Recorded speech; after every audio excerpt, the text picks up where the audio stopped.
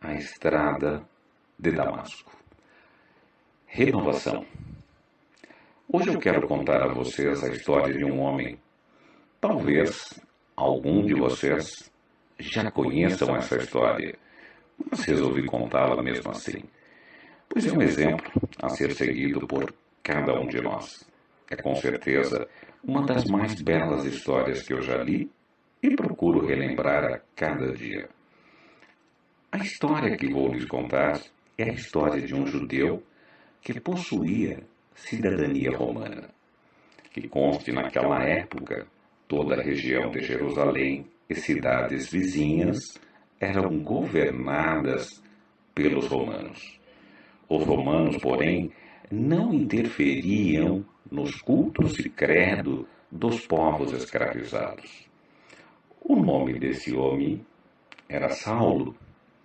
Então, Paulo de Tarso, Saulo ainda, havia sido educado para ser um doutor da lei, provavelmente pela sua inteligência e todo o conhecimento das antigas leis do seu povo, do Velho Testamento, que ele recebera e estava sendo preparado para ser chefe do Sinédrio.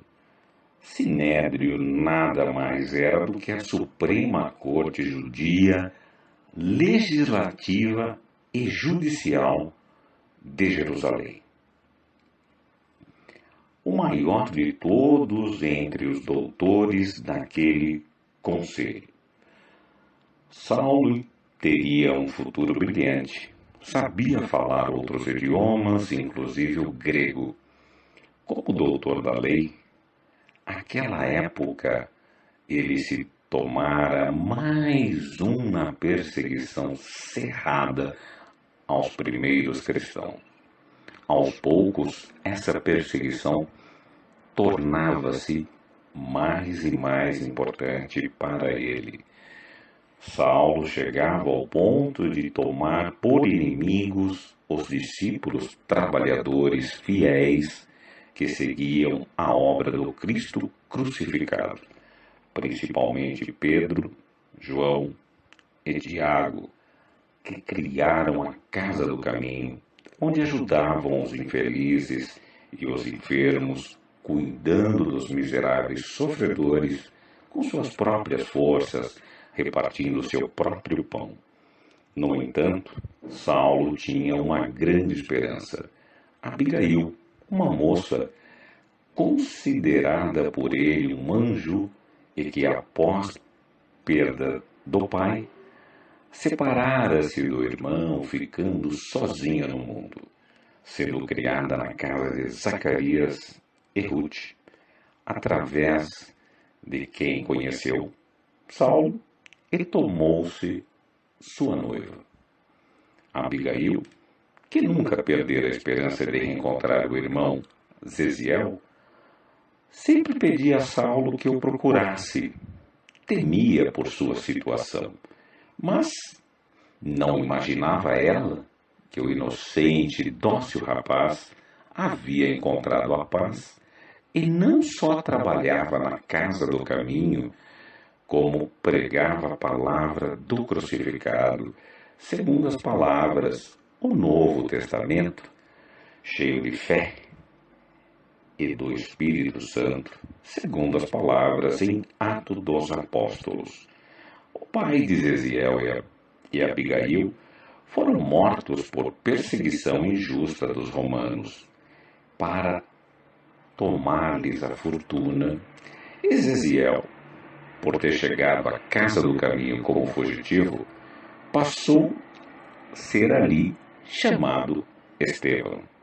Estevão, pela palavra fácil e o conhecimento que recebera do seu pai, do Velho Testamento, mas também pelo aprendizado da doutrina do Cristo, levava aos homens a boa nova, tradução do Evangelho, e assim convertia muitos judeus incrédulos, até romanos, à nova doutrina. tão grande e belo era o trabalho que chamou a atenção dos inimigos da nova fé. O Novo Testamento nos conta que não conseguiam seus inimigos rebaterem as afirmações de sabedoria com que falava. Assim, subornaram alguns homens para que dissessem que ele blasfemava, e Estevão foi entregue ao sinédrio para ser julgado. Saulo, o infeliz Saulo, o mesmo que neste momento era glorificado entre os seus por poder mandar apedrejar aquele que representava o maior perigo para eles, por pregar a doutrina simples, santa do Cristo. Era o mesmo Saulo que mandava assassinar sem saber o irmão de sua amada, o inocente Zesiel. Que quão infeliz ele seria, pois daquele dia em diante Abigail definhou em sua saúde até o momento em que partiu deste mundo desencarnando. Antes disso, porém, Abigail conheceu a doutrina do Cristo através das sábias pregações de Ananias. Saulo acreditava que sua debilidade de saúde não devia contestá-la, porém, odiava a cada dia mais aquele nazareno que o fazia perder a noiva.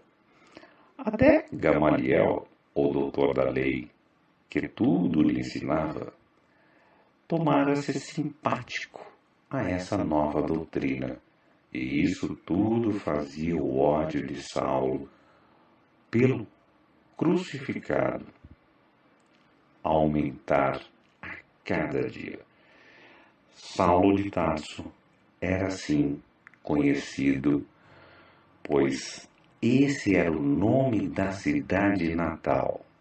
Tinha agora um único objetivo em sua vida: destruir a doutrina nascente, mesmo que para isso fosse necessário matar a todos os discípulos, seguidores daquele a quem tanto desprezo chamava o crucificado. Com a morte da noiva, Saulo resolveu-se a perseguir Ananias, e sabendo que este rumara para Damasco, então chama alguns amigos escravos e soldados e parte atrás dele. O caminho, porém, era um marco principal da vida de Saulo. Na estrada para Damasco, Saulo encontra a palavra que sua vida necessitava: renovação.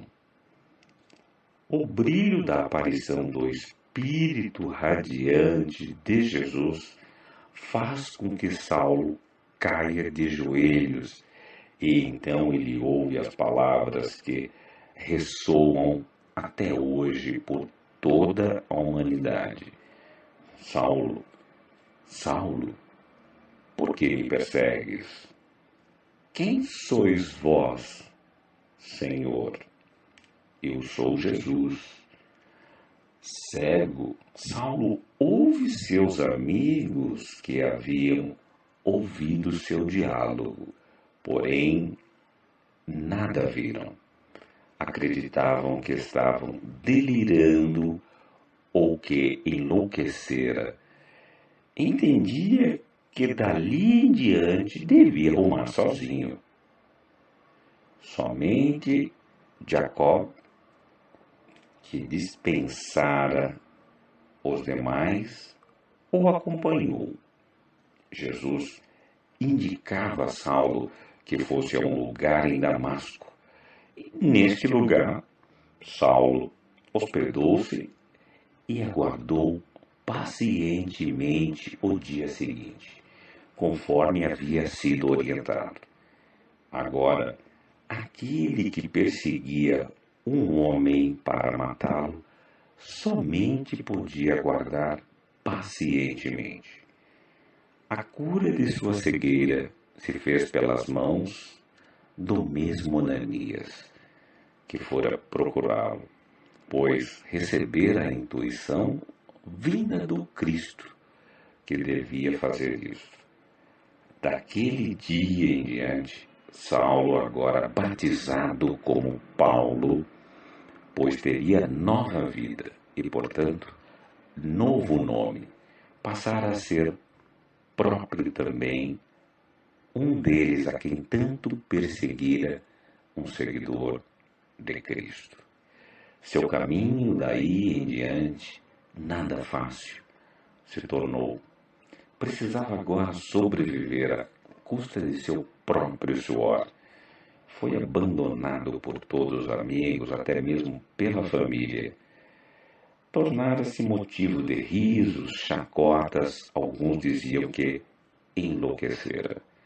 O Sinédrio, antes admirador da sua cultura, agora era seu inimigo e perseguidor. Não foi o milagre da cura de sua cegueira, nem a aparição de Jesus. No entanto, quem fez a grande história de Paulo de Tarso, também não foi o seu amor por Abigail, nem o apedrejamento de Estevão, que colocaram seu nome para sempre na história do cristianismo. Tampouco não serviria para mobilizá-lo. O conhecimento do Velho Testamento, nem o título de cidadão romano. Paulo, com sua fé, coragem e dedicação à causa que servia, foi o maior divulgador da doutrina cristã. Levou a boa nova aos mais diversos povos, principalmente aqueles que eram chamados gentios, onde a fé estava há muito abalada e o amor perdera-se entre caprichos terrenos. Sofreu, sim, bem verdade, em nome desta dedicação. Buscou com humanidade os discípulos de Jesus, que desconfiaram de suas boas intenções devido ao seu passado culposo.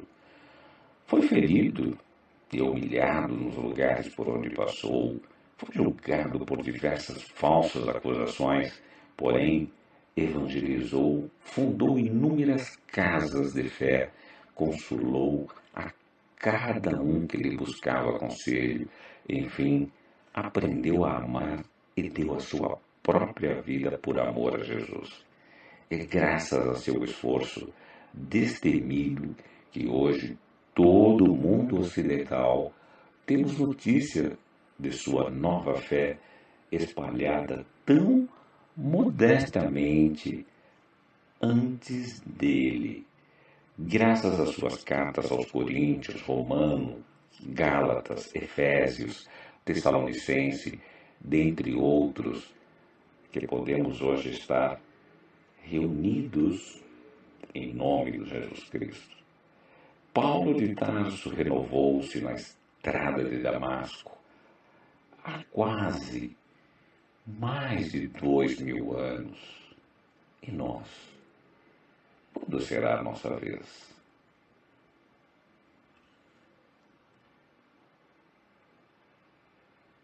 Fontes biográficas, Novo Testamento, Atos dos Apóstolos, Francisco Cândido Xavier, Paulo e Estevão, pelo Espírito de Emmanuel.